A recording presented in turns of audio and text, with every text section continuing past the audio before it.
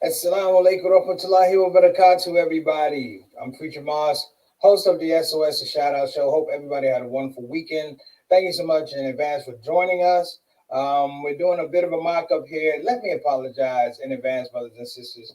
I was on a commercial shoot today and I left a lot of my equipment that I use for the live stream at the studio. So I hope that this suffices for everybody, at least just for today. And we'll get back to our normal standard operating procedure. Blame it on you, brother. I was tired. I was not paying attention. But I am very, very confident that when you see the commercial that we shot for this particular client, our newest client, as a matter of fact, Convenient Urgent Care, I think that you will enjoy yourself. Okay, a couple things I want to get off the top. First of all, a lot of duas going out to Kentucky. Massive storm that happened out there, historic storm that happened out there. I recently done a Friday reminder about a place called Paducah, Kentucky, and just south of that, a place called Mayfield, southeast of it, was actually obliterated. I mean, they lost, I think it's over 60 lives and counting right now. So we want to make sure at the top of the show that we definitely send out our duas to those folks. I mean, this type of stuff, you just can't explain it. When the weather goes left, when it's used to going right, and I tell people, these are the times whereby you really, really need to take time and get to understand the people around you, your neighbors, your friends, and let them know how they feel about you. I had a great week, brothers and sisters. Got to kick it with my family in Milwaukee, and Chicago, and Dallas, Houston. I mean, this was a great weekend on a personal level. Shout out to Brother Mustafa and Sadir, who are leaving the Houston Muslim community, going to Shreveport, Louisiana. God bless you. I know everybody in Houston misses you. Everybody around the country misses you. Our loss is Shreveport's gain. Okay, brothers and sisters, let's get to work. Discussing poverty economics. One of the things that I've learned over the years, brothers and sisters, is in the place or the marketplace of competition in terms of business, in terms of business strategy. We're talking about expansion, we're talking about pricing, we're talking about marketing, we're talking about public relations, we're talking about branding. There is this whole aspect of economics. As a part of what continues to be an evolving situation behind COVID, I have branded this thing called poverty economics. Now, the reason I call it poverty economics, brothers and sisters, is because I want folks to know that poverty does not necessarily mean that you're poor. Okay? Poverty does not necessarily mean that you're poor. It means that you are below a certain standard. That's why they have a poverty line. They don't have a poor line. It's somebody adjusted, adjusted algorithm in terms of what you should have as opposed to what you actually have. Okay? And I want to make sure that people understand that poor people are amongst the hardest working people in the world. Sadly, they work with huge levels of urgency, working to make, if you will. And I also say, that hardest working people, but they're the bravest people in the world as well. So I want to give a shout out to anybody who's going out there every day in, day out, trying to put food on the table.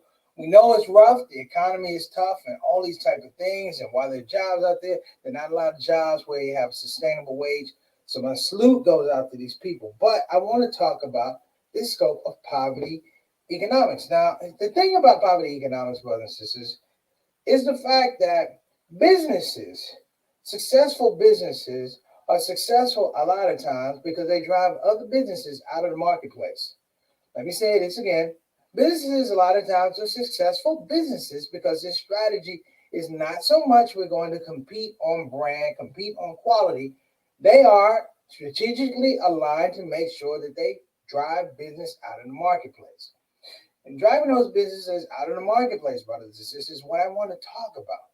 It is a new scope of poverty economics that's going on, particularly in the United States. We're not talking about it enough, but we're going to talk about it today here on the Shout Out Show. Thank you guys for tuning in. Sultana, let's get rolling.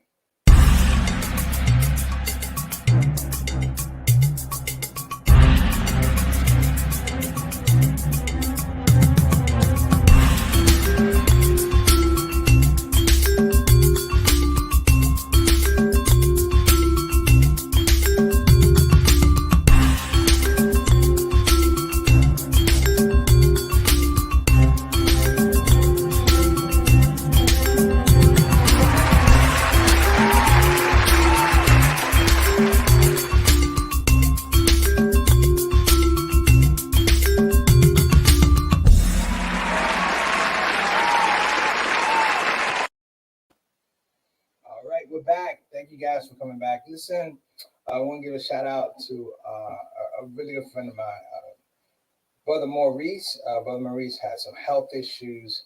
Brother Maurice, I'm going to get in touch with you. I found out from your brother that you're not doing well.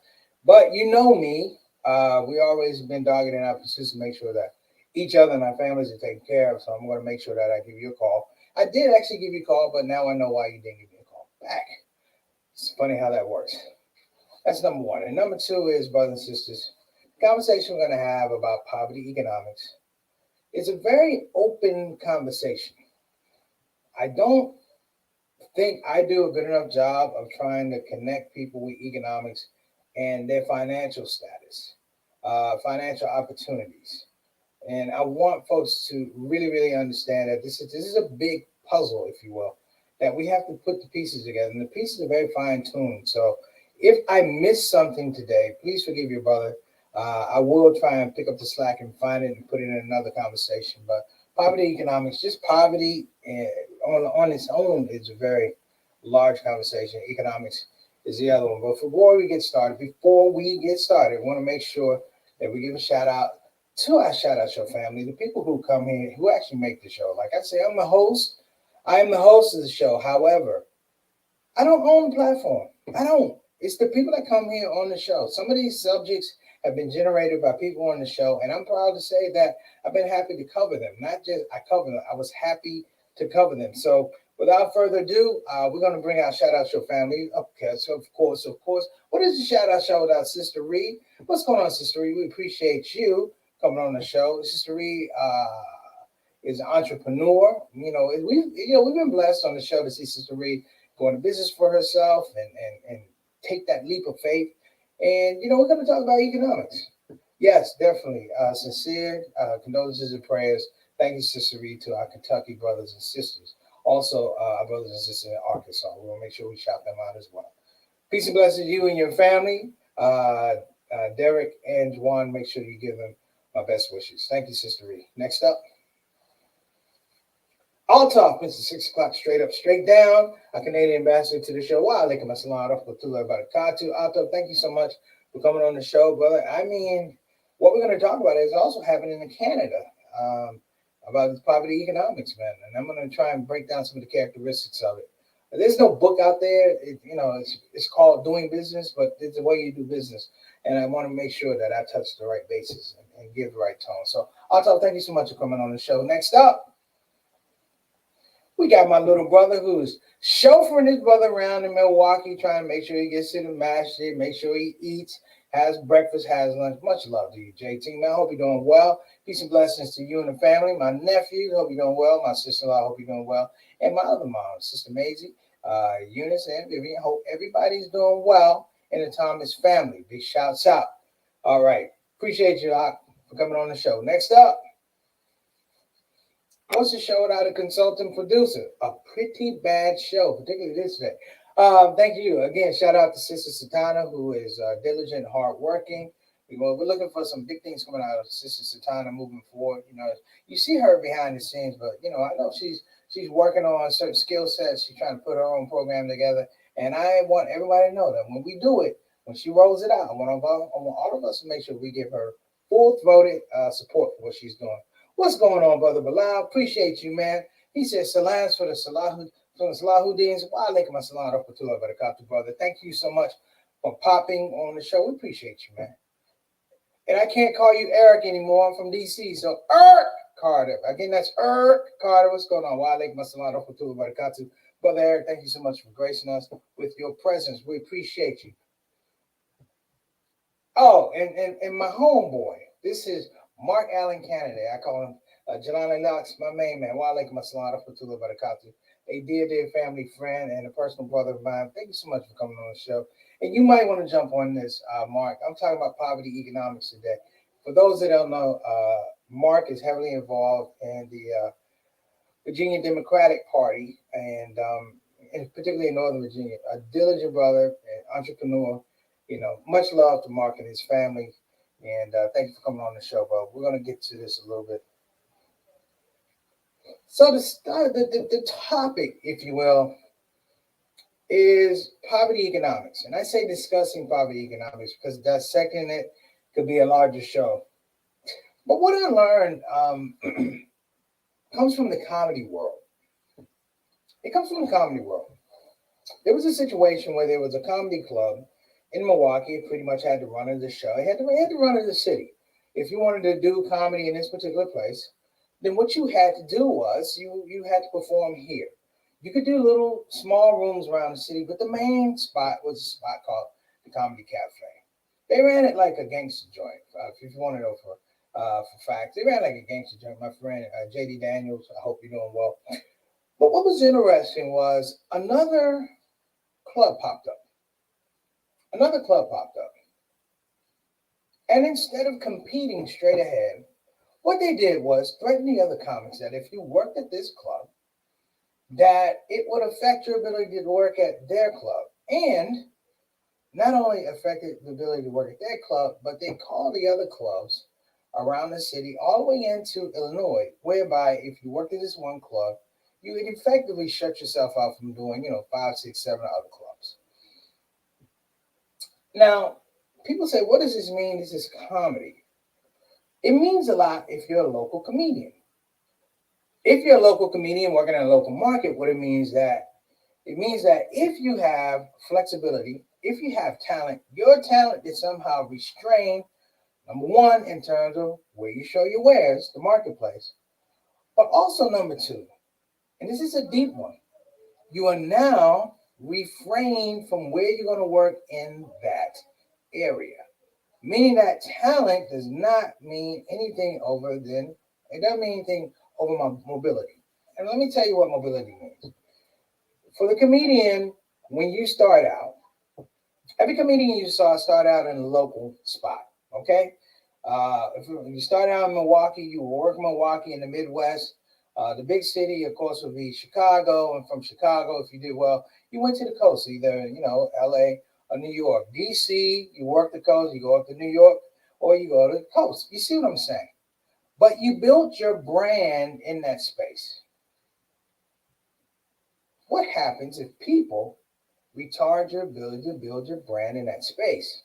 Certain things happen. Number one, your assuredness of being able to work where you need to and build your skill is now affected. Number two, if you're following this vein of thought, if you will, and you're not working the other clubs because you're afraid of one club, what happens, brothers and sisters, is your marketability goes down and your ability to price yourself goes down.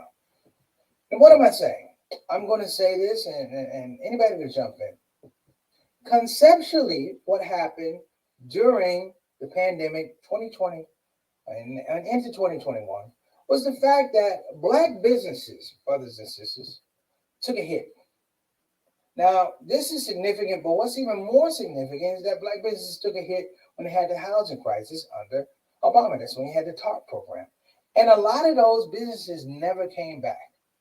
And while we lament the idea of these businesses not coming back, we don't really look at the overreaching effect that it happens. The fact that people are able to employ themselves. See, when you can employ yourself, you can do things like price your goods, price your services. You can be competitive. You can negotiate. The absence of that, brothers and sisters, leaves where we are now with a lot of people who are going, I'm not going back to a job. Because going back to that particular job is devoid of these things that we just said.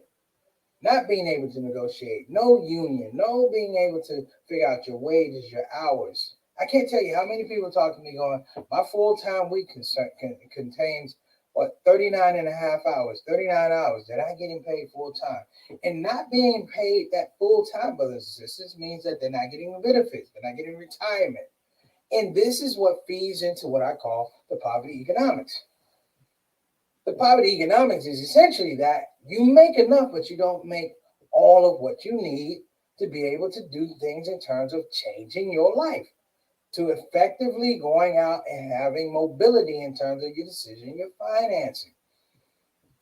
Businesses today, brothers and sisters, have a different strategy.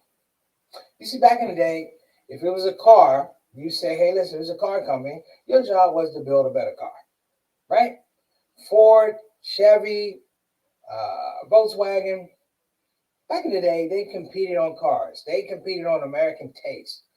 These days, brothers and sisters, because we don't have the manufacturing that we do, or we used to, what we have now is a different philosophy whereby people invest in strategies, invest in tactics that have nothing to do with competition. It has to do with strategically taking people out of the marketplace. Things like acquisitions, things like mergers, and you hear these words over and over and over again. You know, I have to make sure that I stay on topic because it happens all the time. It happens all the time. Inner city politics, and I say inner city politics, but also inner city economics, has always struggled from the fact that people have invested in there being a status of poverty economics. Think about housing. Think about the importance of housing. We've talked about this before, but the importance of housing over renting a house. Owning a house versus renting a house. What are the differences? Renting has no equity. Owning a house means that you can negotiate on things. You can take money out of your house. You can sell your house. You can't sell a rental property. And while I'm saying it's very, very simple, brothers and sisters, this is a very complex thing. Because if you look at the laws, brothers and sisters, housing, things like that, one of the biggest things that happened was that African Americans in particular have been denied the access and the pathway to things like housing. How do you do that? We deny them access to loans. How do you do that? Well, you stick them in jobs where you know that they're not going to be able to come with the money they need, or if they come with some of the money they need, it's based on a predatory relationship. We know that you can't afford this house, but we're going to give it to you, understanding that the house is going to break you, and at the end, you would have paid this money, and at the end of the default, we're going to get the house back. Anyway, poverty economics. The other space about poverty economics, brothers and sisters, largely has to do with public education. Stick with me here. When I say poverty education, I meant to say poverty economics, but it's almost a Freudian slip. One of the things that happened in a lot of inner city schools was this whole idea that somehow inner city schools could not produce quality education. And it was an indictment on teachers, saying that it couldn't attract quality teachers. Untrue. The idea of vouchers, brothers and sisters, is one of the most insidious aspects of doing poverty economics, because what they did was they removed the functionality of a tax base. Let me tell you what I mean. In Milwaukee, after charter schools, after the voucher program started, actually in Minneapolis, it came down to Milwaukee. And there was a big hoorah of, hey, these schools all of a sudden are not up to snuff. Hearing the introduction of state testing and things like that, all of a sudden the schools are not up to snuff. And not being up to snuff, they introduced the idea that people, parents, you can now choose where you're going to send your children. The ironic part was you're choosing where to send your children, but you're not looking at this fact that that choice is taking money out of your space. They went in and explained that anyway. But what happened was they took money out of the public school system and they put it in the program school system. In Milwaukee, was the archdiocese schools who were dying, brothers and sisters. They were dying. Nobody was going to those schools. They had the kids come to the schools. Schools weren't equipped to deal with their problems. They didn't have resource teachers. They didn't have speech teachers. They didn't have behavior manager specialists. And what happens is they got rid of the kids, but they kept the money from the student allotment, and they sent the kids back broke to a broken system. It overburdened the system. And after about 2-3 years, the Milwaukee public school system was extremely compromised. But Milwaukee was not the only one. See, when you go around the city these days, you see a lot of what I say, charter schools. And they're good, and then they're good. And people say, hey, the charter schools, they're in the neighborhood, but they're privately owned. These are for-profit schools, which means that their revenue does not go back to the state. However, the state does fund it. What happens if You are a community or a city or a block. You have a tax base and you give it away and you get nothing back in return for your tax base. That is a form of poverty economics. The other part of this equation, if you will, is the fact that not being able to produce the quality education, the quality education that the kids deserve, the quality of teachers that they deserve, what happens is you now churn out a poor student, not a dumb student, not a dumb student, not a talented student, but they've turned out and they're ill prepared. Now, let me throw this out here and anybody can jump in. It's not only being ill prepared, but that same student is, guess what? Compared to all the other students who had all the opportunities without having all the burdens of that particular student. So for those of you who know me and know I taught, that was one of the reasons why I never went out in the suburbs and taught. I stayed right near in the city because this was the hustle that was going on. So you say, well, Preach, what is the other scope of poverty economics? Well, you can thank Walmart, people like Walmart and the Rockefellers and things like that, because what they did, they invested in a lot of regards. They invested in education, but it wasn't investing in education. It was the ability to modify and have influence over education, not only for their kids, but for your kids. The school down the street that's not performing or underperforming, you can thank people like that. The high school that doesn't have books, you can think that. All the schools that lost their music programs, you can start thinking about things like that. Because what you begin to produce on top of it are students, young girls, young boys are growing, and young men and young women who are not properly prepared for the marketplace. If you have a job that begins at the fact that you have to have a 4-year degree, and you didn't finish high school, or you finished high school, you have a GED, but you didn't have the opportunities, the apparatus, and the opportunities, and when I say opportunities, the means, if you will. The government didn't provide what they need to provide, the grants weren't there. This happens all the time. What happens is you produce a workforce that can't leverage, that can't have a vertical strategy, because to get in a conversation about this job or that job, you must have a 4-year degree. It happens all the time now.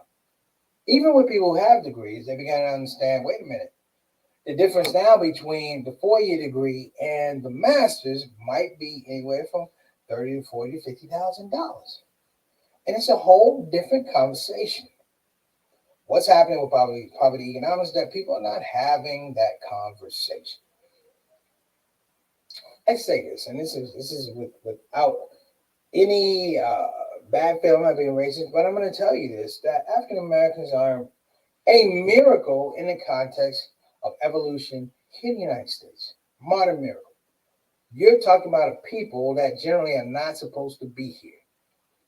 We've marveled and developed strategies and idioms whereby we can somehow override poverty economics. We've done it over and over and over again. But each time we build a school, each time we change the law, each time we build up our economies, the people who tried to deny us in the first place, guess what they do? They develop strategies to make sure that they don't compete with us. So they buy our businesses. So they buy our ideas. So they buy our concepts. Did I say buy? Okay, so they stole rap music. They stole jazz. They stole hip hop. Now you begin to understand what I'm talking about. This whole framework of poverty economics, it goes back to slave days. Just the mental hardship of an owner or overseer or poor white looking at an African American going, I did every damn thing I could do to break them, and there they are, still surviving and succeeding. So, brothers and sisters, even these days, if you will, even these days, some days I look out, I'm on concrete, but it feels like a plantation. I look at young guys and then some of their parents, because I'm old enough. I look at some guys, some of their parents, and I said, damn, that poverty economics is killing them. And you're going to preach what you're talking about. That young guy has on $300 sneakers. He got an earring and it's a gold and a diamond earring, and he got a nice car. But that's it. That's it. He's not in the category or the conversation of ownership. What good is all this money? As a friend of mine told me, what good is all this money if you can't go buy a house? If you can't invest in education for your kids, what good is it? It's a great question. What good is poverty economics, brothers and sisters? We're not talking about this enough. We still talking about prosperity economics. Stop.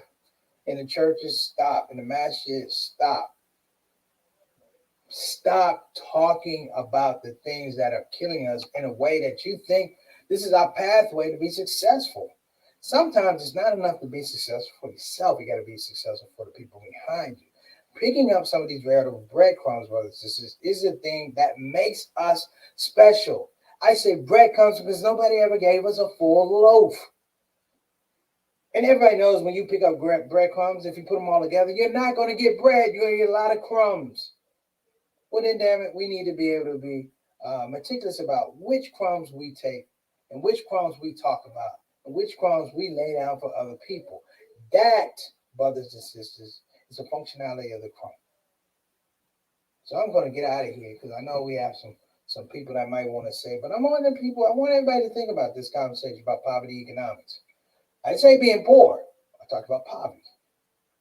There's some people who are millionaires, but for millionaires, they're dealing with poverty. So I railed on a little bit. We have some comments. Satana, let's go ahead and throw them up. Otherwise, I'll go ahead and wrap up. Okay, we got no comments. Okay. We have a new number, actually, for our sponsor. We have a new number. I have not committed the number to memory. So please bear with me, brothers and sisters. I just got it today. So we have a new number for BeFinanciallyIndependent.com. So bear with me.